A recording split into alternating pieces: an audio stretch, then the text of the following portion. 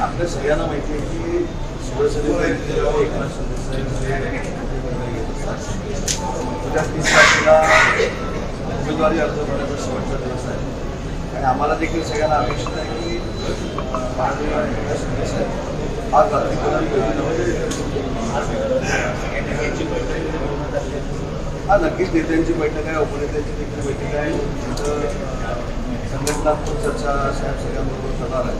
परंतु आम्ही सगळ्यांनीच विधान परिषद राज्यसभा या सगळ्या उमेदवारीचे अधिकार माननीय एकनाथ शिंदे साहेबांना दिले असल्यामुळे तो जो निर्णय त्यांच्या आम्ही मान्य राहील. पंचू कडू यांनी पत्रकार परिषद घेतली, त्यांनी नाव घेत सांगितलं. माझी सामंत साहेब यांच्याशी चर्चा झालेली होती विधान परिषदेच्या उमेदवारांची काय चर्चा झाली. बच्चू कडू माझे राजकारणातले 4-5 दिवसांपूर्वी या सगळ्या गोष्टींचा निर्णय माननीय एकनाथ शिंदे साहेब घेत असतात आणि ती जरी चर्चा त्यांनी पत्रकार परिषदेमध्ये सांगितली असते तर ती त्यांच्यातली आणि माझ्यातली फक्त दोघांच्यातली चर्चा होती. त्यामुळं विधान परिषदेचं जी उमेदवारी कोणाला द्यायची कोणाला नाही द्यायची हा निर्णय माननीय शिंदे साहेब घेत असतात. त्यामुळं तुमच्या सगळ्यांच्या माध्यमातून त्यांची भूमिका काय ही शिंदे साहेबांना आणि आम्हाला देखील कळली. समजलं विलीन करायला नकार.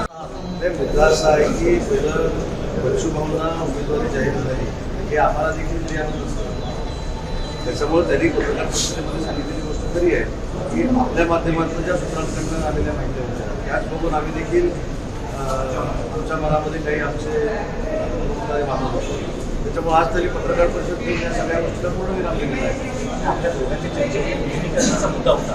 माझ्या आणि त्यांच्या चर्चेमध्ये किती पत्रकार परिषद घेतली त्याच्यामध्ये विधान परिषदेच्या बाबतीमध्ये उदय सामंत बरोबर चर्चा केली असते. त्यांची आणि माझी पूर्ण चर्चा झाली. मी काय सांगतो की माननीय बच्चूभाऊ कडू हे माझे मित्र आहेत. विधिमंडळात त्यांनी अनेक वर्ष आम्ही एकत्र काम केलेलं आहे. तर मित्र म्हणून नुसत्या चर्चा होतात परंतु ही चर्चा ही आमच्या दोघांमधलीच होती.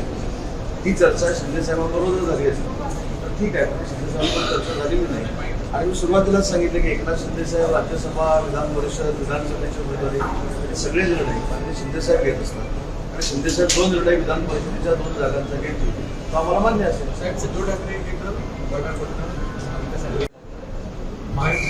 ते काय म्हणतात मला माहित नाही, परंतु उमेदवार जर 10 झाले तर काय, उमेदवार जर 10 झाले तर महायुतीचे 9 उमेदवार निवडून देतील याची आम्हाला खात्री आहे. सर हिंदी में शिवसेना अगर 2 उम्मीदवार